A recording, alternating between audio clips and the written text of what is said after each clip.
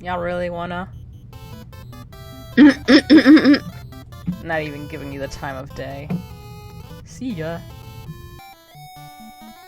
There are many repairs to be done. I'm waiting for the prince. Warriors, revive the power of the orbs. Shut up!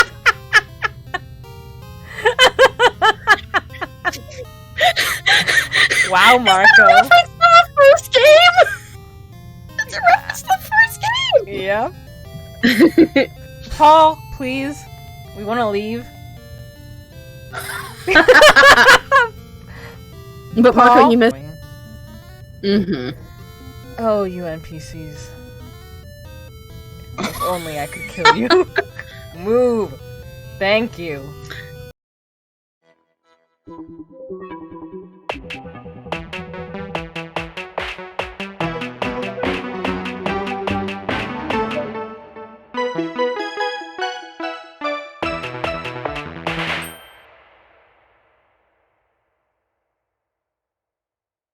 To magic beasts, aquatic creatures, earth creatures, giants, spellcasters, dragons, werebeasts, and undead. However, the NES version has a bug that prevents the bonus against undead. Well, I mean, it still works against all the others, right? I mean, yeah.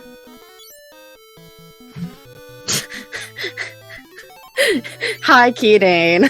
Clearly it is pronounced Illinois. Trust me, I am American.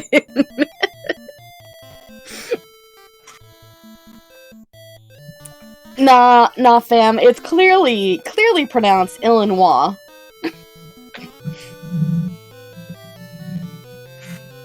You could just ask Buttons.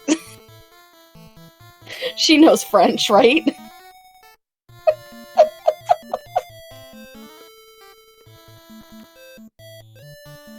Let's see, where are these secret rooms? Why the fuck is Vegeta's booty so goddamn defined in that statue? Share please? You could go on your server and see it in the spam chat. But I will share for our chat here, which absolutely caked up Vegeta. Oh boy.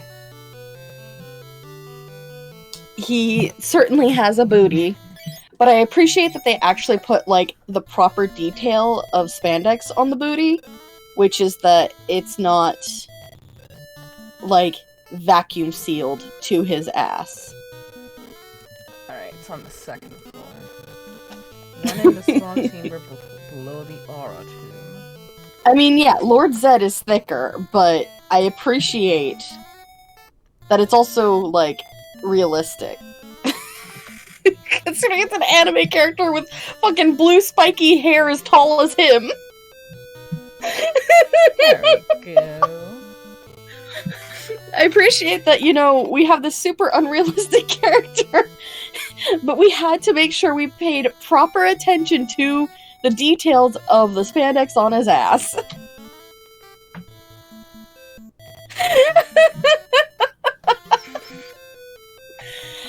Oh, real life is weird, you know? Quite.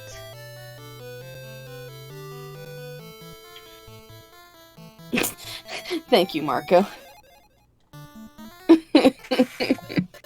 Just what I wanted. Vacuum sealed ass in less than 12 hours.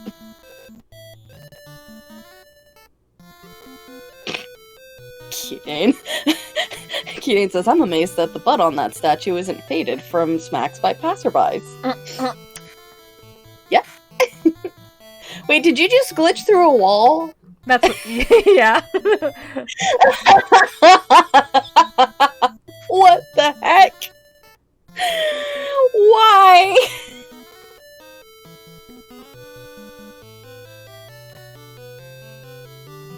I just... Alright. Okay. Let's see where we go, but we can also get some new spells from Marco here. So let's do that real quick. Let's see, they say you can get the spell Mini, Slow, and Fog. Oh god, I got a ping. Why did I get a ping? I got a ping from... There we go. Throw that into... Old man. There. There we go.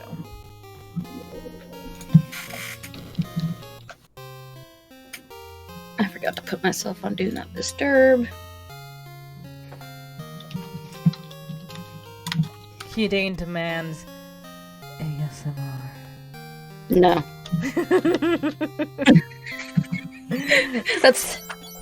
That's been my answer for the last, 12 hours to people is no. Literally had someone... I literally had someone the other day demanding... they were pursuing me on Sea of Thieves and they were demanding gold. And I'm just like, no! They're just like, give me money! And I'm like, no! Fuck off! Leave me alone! Good night, Kidane! Good night! Oh, that's why he was demanding ASMR.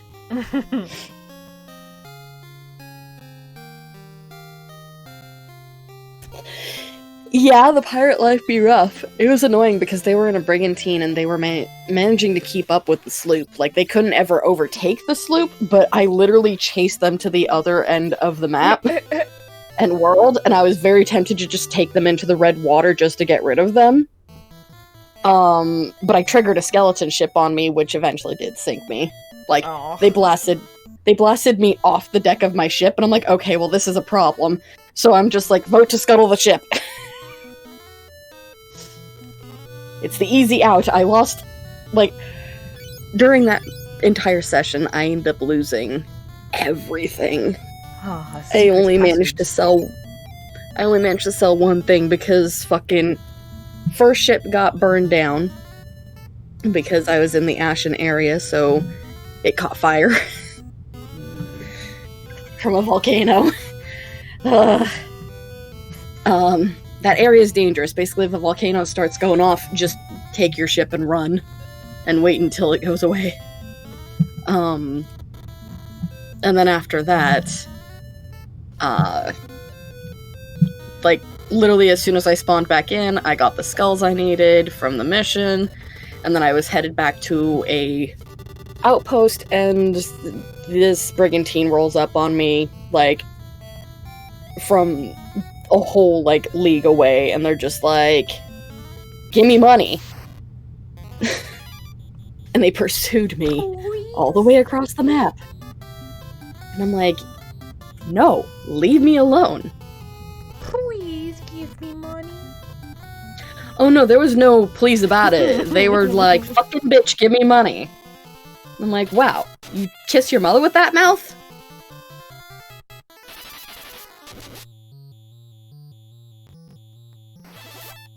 Leave me alone. I'm just here trying to do my job. Damn it. Just trying to raise my levels.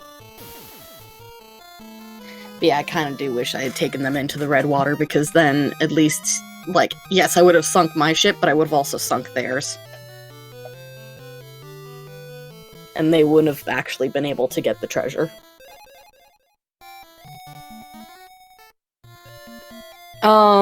Lots of people kiss their mother on the cheek. Yeah. That's normal, Marco.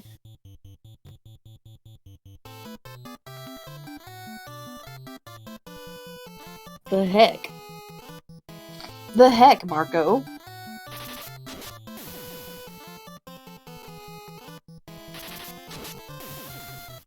Mina?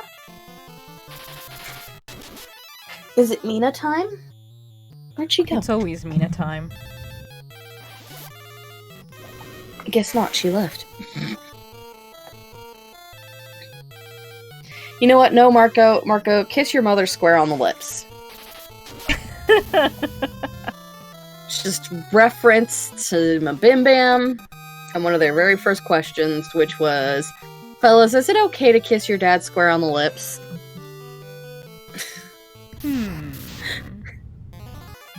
It's just like, awkward question. Thank you. I know, really. That reminds me.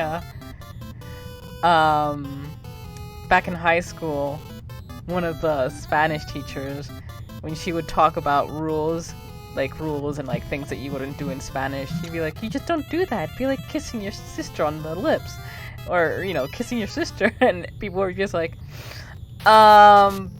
alright, you don't do that, but there are plenty of other ways you could have explained that.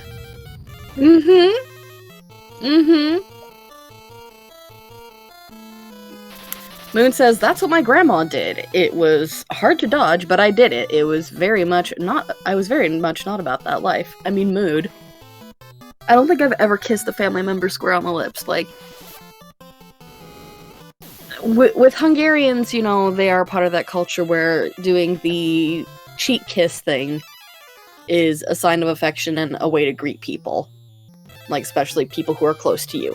But it's literally like, you're not even putting your lips to their cheek, you're literally touching cheeks and making a kiss sound.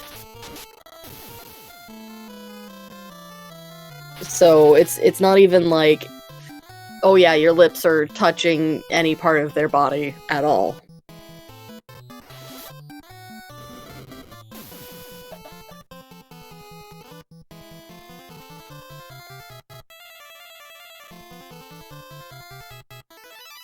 But it has been a long time since anyone in my family has done that. I think because we've all kind of Americanized, and Americans view that apparently as being weird.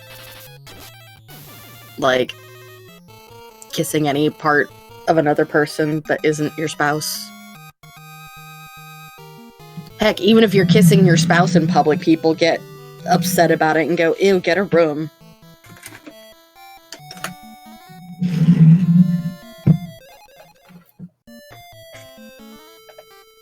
I'm dropping that, not even worth it.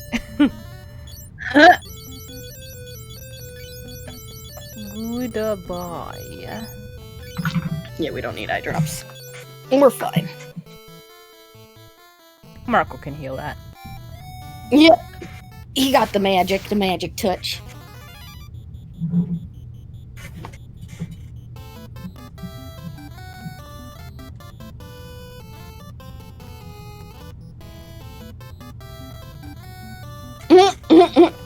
Marco screams, gonna smooch and you can't stop me. Well, good.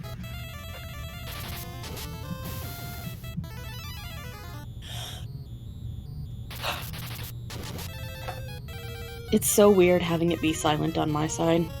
How to fix the problem. Normalize an affectionate ear nibble with family and friends. No kissing needed. Awkward. Good night, Kidane. You liar.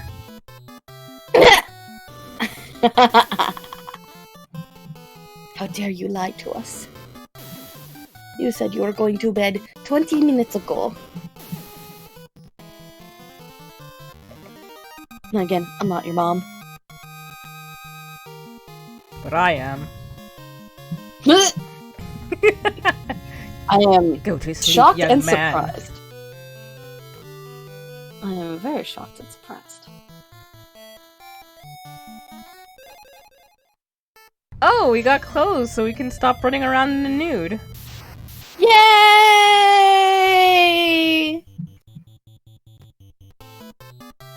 But what if I want to run around in the nude? Well, I'm not your mom, so go for it, I guess. Hell yeah! Forget clothes! And no, Marco, I have not, and will not. The only ears I've ever nibbled are elephant ears. Thank you.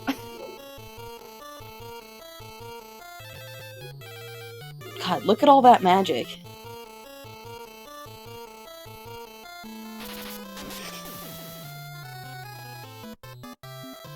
Maybe it's time we just start casting Toad on everything. Even ourselves.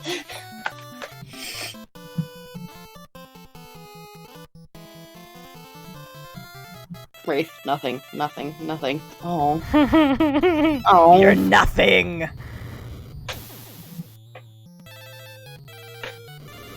So Marco, have I you did- never... go ahead. I was responding to Marco. Marco screamed, "Why have you nibbled elephant ears?" It's not a cookie. Elephant ears are not a cookie. Elephant ears are more like a donut. They're fried dough. Sprinkled with cinnamon sugar. But anyway, go ahead, Coco. So I did get a bit of a spoiler for the Final Fantasy VII Remake. And about what the final boss in the first episode is. Because I saw this post about someone being like, "Oh, I've been trying to come up with all these strategies to beat up final boss, and then here's this motherfucker beating them with all their party as toads."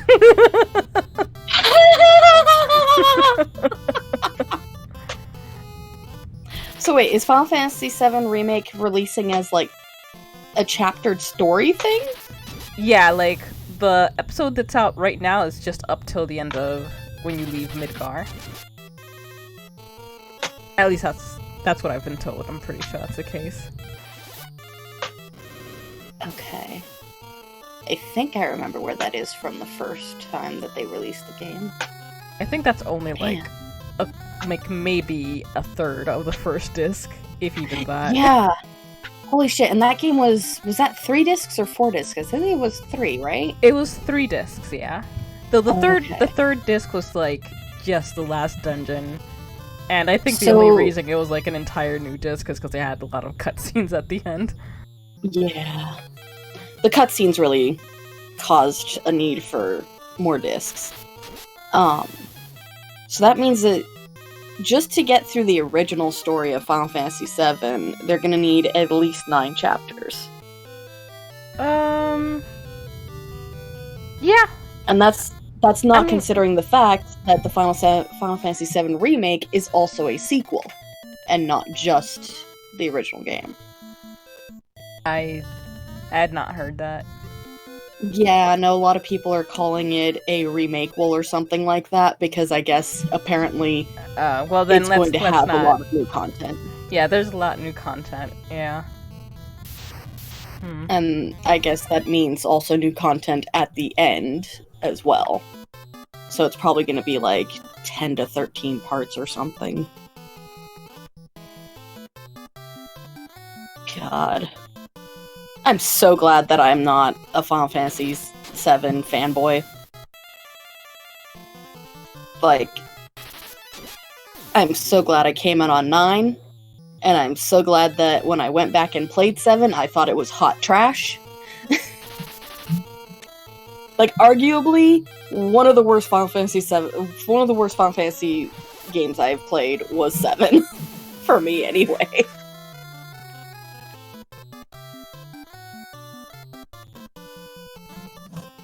But that's just my opinion.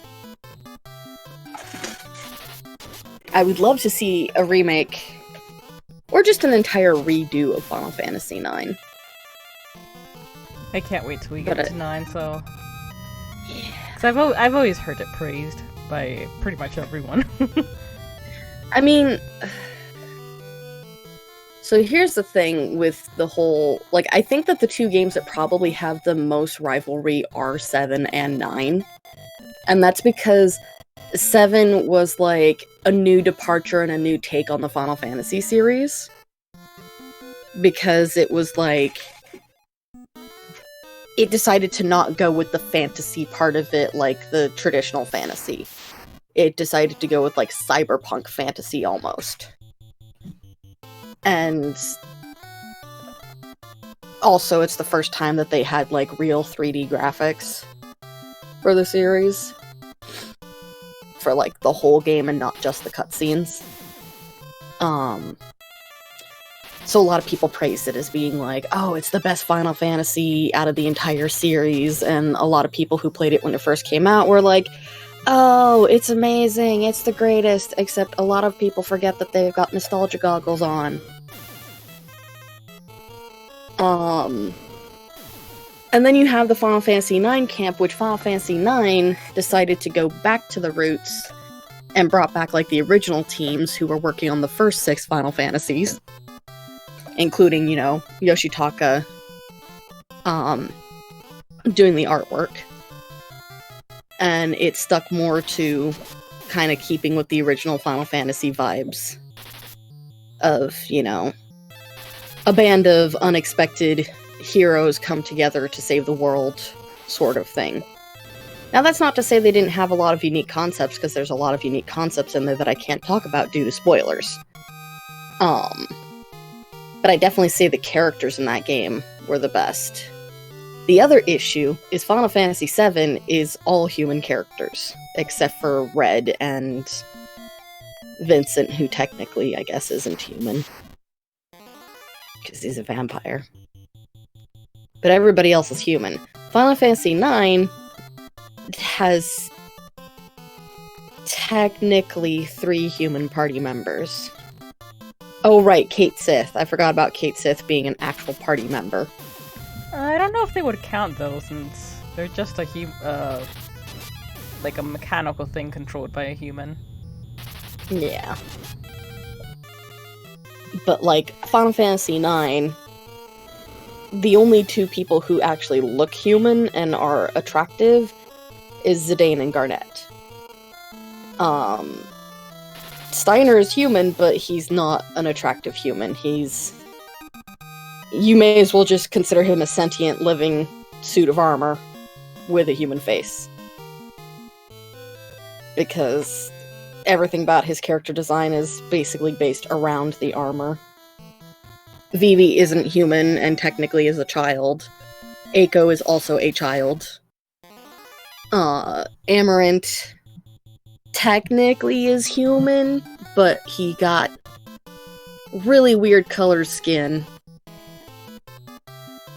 Like, I'm not talking like in a normal sense. I mean that he may or may not be some sort of like racist caricature. Oh yeah, Steiner's GF, who, like, isn't part of your party. I'm not considering people who aren't part of your party. But yeah, Final Fantasy IX had, like, a lot of aberrant human-type creatures. And then, of course, just a lot of non-human creatures that behaved like humans. So it definitely leaned more into the fantasy aspect of, you know, there are multiple races of people, and there are multiple races of creatures.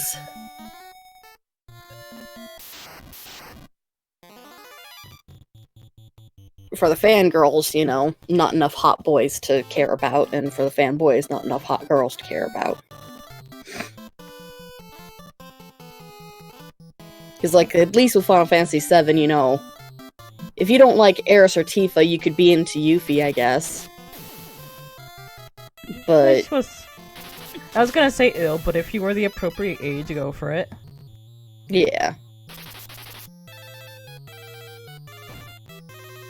But I mean, like, so that's the problem with Yuffie. But also, like, Eris and Tifa, you know, are very different characters, and of course most people are into Tifa because titty.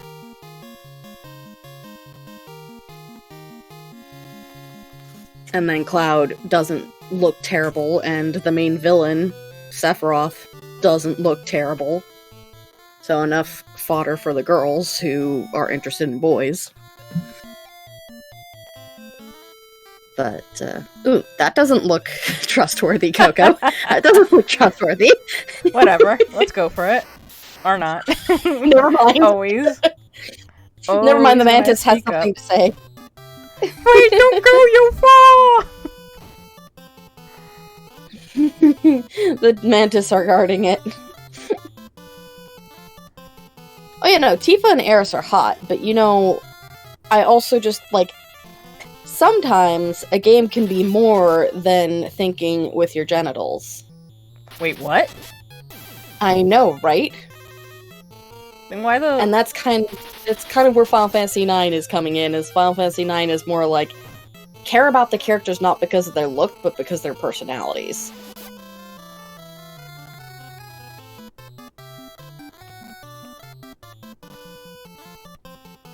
Because they actually have, like, pretty good personalities built out for all the characters, and they have really good character designs.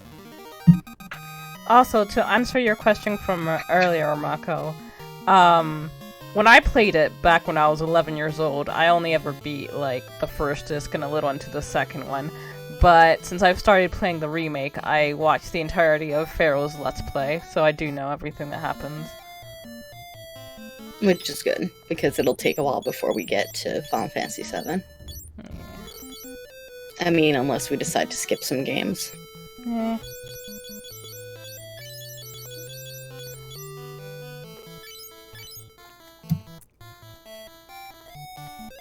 Have a good night. Good night, Rogue. We got...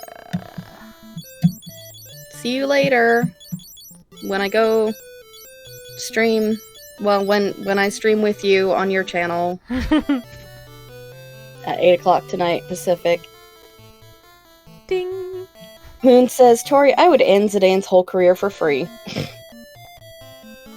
Good lord.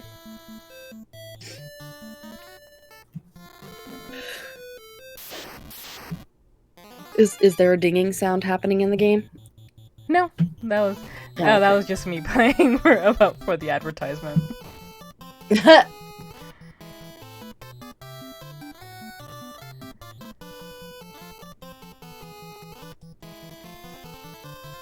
I hope that Discord streams the audio tonight, at least, with Super Mario RPG, because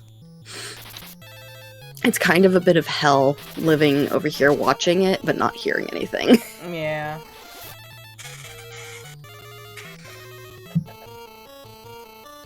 Oh yeah, no. There definitely is some... Like, I'm not gonna lie, Final Fantasy IX has its problems. Like, Zidane's whole protect girls thing? Yeah. That's... Like, as yeah, I've that's one stated of his before, moves. my favorite is 6, but I fucking hate Locke. I think he's one of the worst characters in all the Final Fantasies. Exactly because his entire personality is just like, oh, girls are weak, I gotta protect them. No, you can't do this by yourself, you need me. Yeah, I mean, at least Zidane isn't like that, per se. But, like, Zidane's whole character is, like, initially based off of the whole Rico Suave Thief character archetype. Like, his whole thing... Okay, hold on. What was that? Sorry. I just... That's the poop box. Oh, okay. The cat. Sorry, I was watching Layla attacking and watching how the sprite for the weapon changes from a sword to a dagger. Yeah. I'm pretty sure I have, like, only swords equipped on her. Oh no, I do have the dagger. Okay. That'll be why. Oh, this game is killing me.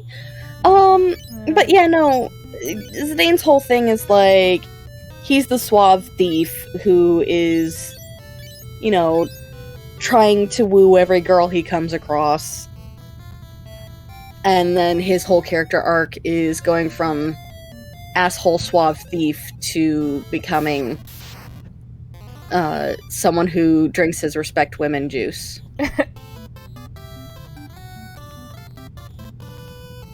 Like, he finally gets an actual, like, feelings for someone, and so now he's starting to change. But meanwhile, Garnet's just like,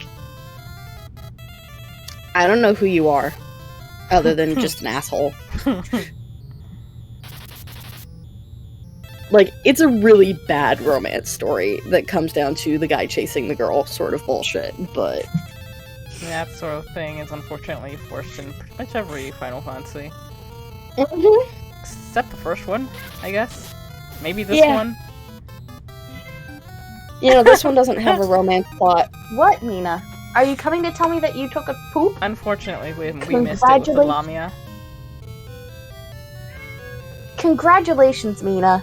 Which will still be the greatest tragedy, even more so than Joseph dying. Yeah?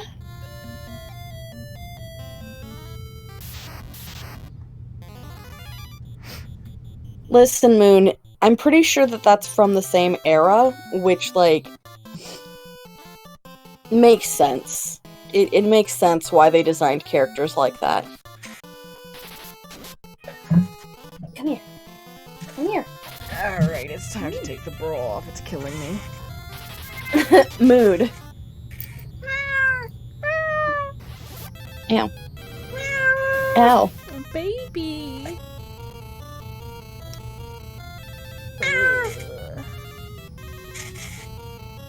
You happy now? I am. I get to hear the pretty kitty.